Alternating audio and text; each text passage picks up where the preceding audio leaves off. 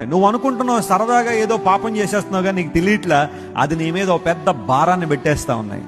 కొంతకాలానికి ఆ భారం నువ్వు మోయలేక అశాంతితో అసమాధానంతో అలమటించిపోతావు. పాపం మనిషిని ఎప్పుడు కూడా పీల్చి పిప్పి చేసే ఒక జలగ లాంటిదే. అది నీకు ఇచ్చేదేది ఉండదు, అంతా నీ దగ్గర తీసుకోవడమే తప్ప మరొకటి ఏది లేదు. సరదాగా మొదలు పెడతారు. ఏ పాపమైనా ప్రారంభంలో చాలా సరదాగా ఉండొచ్చు, కానీ రాను రాను నీ జీవితాన్ని పీల్చి పిప్పి చేసి నిశ్చేష్టుడిగా నేను వదిలిపెట్టేస్తా ఉంటాను.